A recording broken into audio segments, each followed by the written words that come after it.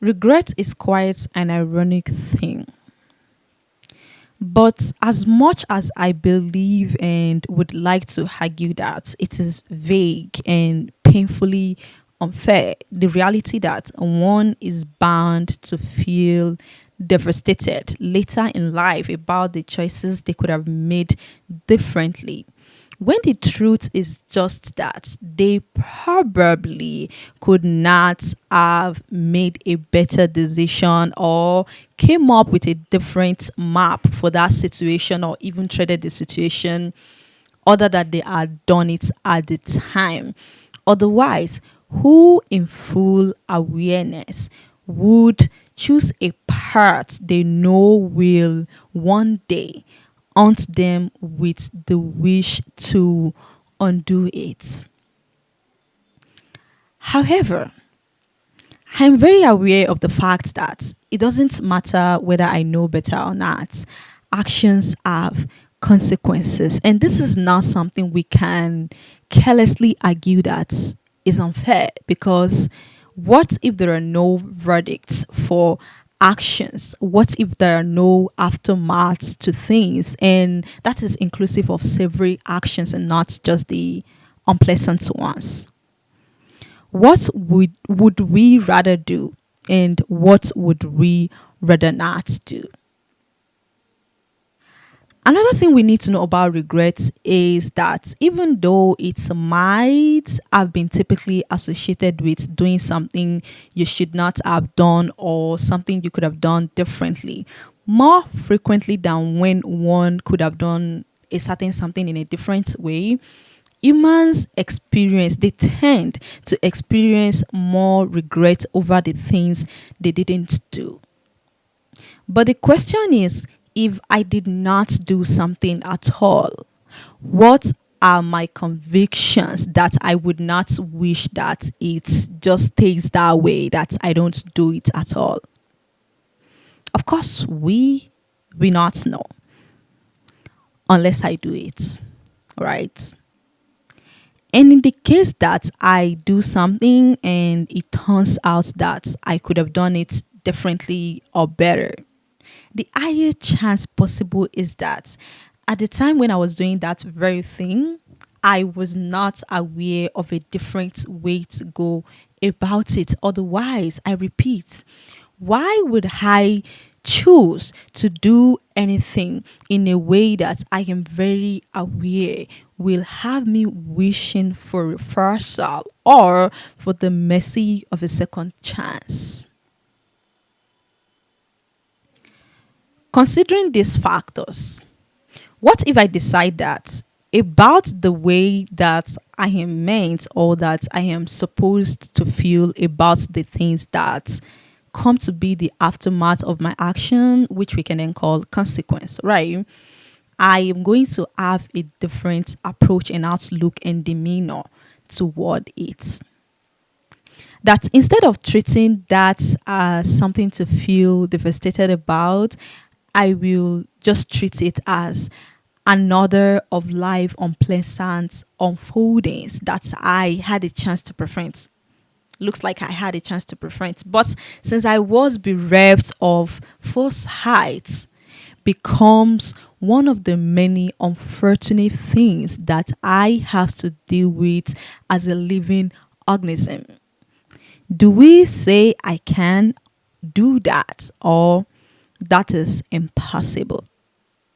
Well, why don't you just say, yeah, you just said you dubbed out the word regret or even the feelings of it from your situation as it concerns your situation. And maybe I did say that. But if regret is an emotional feeling of sorrow, disappointment, or remorse over a past action, inaction, or mistake, and feelings are automatic, did I really do that? Before the rise of thought that started to express skepticism about morality, both in philosophy and generally, morality was treated as objective, structured, and transcendent. For instance, any action outside the provisions of what was considered morally right, no matter how excusable it is or it can be, is scorned, rebuffed, and if required, punished without hesitation or understanding or leniency of any form. But there came a time when views about truth, morality, religion, and human nature started to change, which, as expected, extended to the various ground or the various principles on which the things and actions that were considered right, wrong, good, or bad stand. In the chess on genealogy of morality, where it tried to explicitly uncover the historical origins of moral values, Nietzsche argues that morality did not begin with concerns for kindness or justice as we may think that it did, that instead it began with social power differences, that the things societies regard to as good and bad or evil did not at all emerged from some eternal truth, but from social struggles and power relations. If you're familiar with existentialism as a school of thought, what Jean-Paul Sartre, I hope I pronounced that very well, okay? Jean-Paul Sartre, I guess, proposed. What he was proposing was that humans are condemned to be free, okay? So, if there are no pre-given structures, then humans have the will to choose, and it is these choices that creates values. Equally with absurdism, Camus is trying to convince us to see that the universe offers no transcendent meaning, that we do things, but there are no metaphysical reassurances to let us be certain if they are right or if they are wrong. And if you wonder why we're examining these propositions, I want you to know that this is so we don't end up assessing our subject of discussion just for what it is, but from an angle that probes its origin, because it is very important that whenever you're trying to look into anything, you look past just what is present on the surface, right to its origin. Because this allows you to have a clear grasp into the various nuances that birth whatever that is. And the relationship between regret and the history of morality, if I may say, is that with a very keen look into regret, even though it is primarily an emotion, arguably, and can be felt even with no moral mistakes, okay, it appears to be a moral emotion of some sort. But whether regret is just an emotion on its own or it is, in fact, a form of moral emotion, what stays unconfusing about regret is that it is an emotion you are expected to show when you do something that is outside of what is considered exactly right, or after you just do something, you just done something you could have done differently in most cases. Additionally, this expectation is not usually just about correcting the mistake or apologizing for when it involves where another human is hurt. It is about making sure that an individual have the appropriate, making sure that the individual have the appropriate emotional response to the situation of concern. Where it appears that an individual is unresponsive or they appear to not feel the expected emotion in a situation that is similarly regretful, for instance, and it doesn't even matter if it doesn't necessarily involves one where another human is harmed, they are viewed as they are without a duty of conscience. Let's take my own conclusion to dog regret out of my situation, for instance. Even if I do succeed to neutralize or numb the feelings, do we agree that is just it? Even if I do make peace with the fact that with the reality that I may have to deal with scorning highs from at least the ones close enough to see that I am trying to, or that I am actively divine the appropriate sentiment for my situation. Do we agree that there will now be locking obligations to admit, if not to the word, to myself, at least to myself, that I could have done differently? I have this opinion that no matter how tough a person is or how untamed by the various moral obligations that have been placed upon us as humans, they are or that they have grown, I doubt if any human really is capable of transcending the confines of the ways unmet moral obligations are meant to make one feel. But of course, we cannot be sure, except somebody who has divided these norms once or a few times before steps up to convince us that this level of living by your own rules is attainable. And if it is, they won't really get to move past the internal conflict of not living as he or she is expected. Until something like that happens, I guess, the rest of us may just continue to sit and continue to ponder or try to rationalize this sort of trajectory, because even for the times we have declared that I don't regret nothing, it's it usually turns out that we just desire or want to believe that we don't.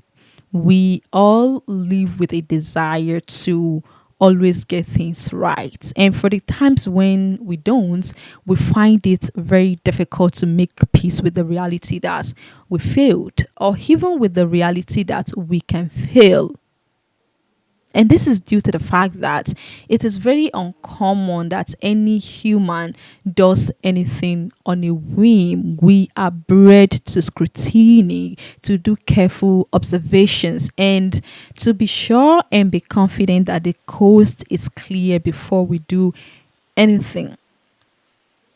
If we find a way to not derive the desired result, whether or not we even hate these guidances, or in most cases, the sort of results that the world glorifies, it tends to be a gruesome bone to swallow. Again, whether regret is a socially constructed concept to help people feel remorse for when they do anything unpleasant, or to help them have a sense of responsibility for when they violate moral norms, which we cannot irrationally denounce, no whether or not we have the free wills, okay? Morality has helped aid humanity together and our actions in checks for as long as humanity has been in existence. Has with unrestrained will to do whatever we please, there is no guarantee for what we would do or rather do, or for the things we would rather not do. Her, it is just an intrinsic emotion that allows one to judge their own characters. What is much more important is the roles it plays. When we decide or strive to alienate moral and ethical principles from the society at large, there are so many things that have the potentials of going wrong. There was a reason these principles were came up with in the first place, whether or not they are entirely for the goodness of mankind. But if morality is genealogical, which means that it is a product of culture and culture differs from one to the other, then the sense of a fixed normacy is questionable. For example, as it relates to our topic of discussion, deciding if or that one should or that an individual needs to feel devastated over a cause of an action. Something that can be very complex, layered, and sometimes indeterminate. And even though I'm not arguing that this ambiguity declares that everything goes, because it is very dangerous to imagine a world where we do whatever we want without anything to keep us in check. For example, a kind of world where we have no duty to recognize the weight of what we did, even after we hurt another human, right? It can be a pinch that wakes us up to the reality that nothing is inherently right and nothing is inherently wrong, that it is perceptions and interpretations that make them. So I suggest that instead of deciding to feel regret over a course of an action, or in the case that you just can't decide if something is worth regretting or not, I feel what one should be more interested in is something around, even if this is a total backfire, right? Do I wish to view this trajectory the usual way, or do I prefer to have a different perspective to this situation? Regret may appear like an emotion you feel briefly, but it has the tendency to be recurrent. Such unyielding feeling of inadequacy, right, has the possibility of altering the trajectory of a person's life altogether. Humans in general need to learn to look at mistakes, even the ones that do appear like we could have prevented them and their consequences, as part of the things that maybe we need to deal with first, but have to move past. If you ask me, regretting is a form of way of wishing that one has a totally smooth ride with life, when the truth is you most definitely cannot get through life without getting scratched.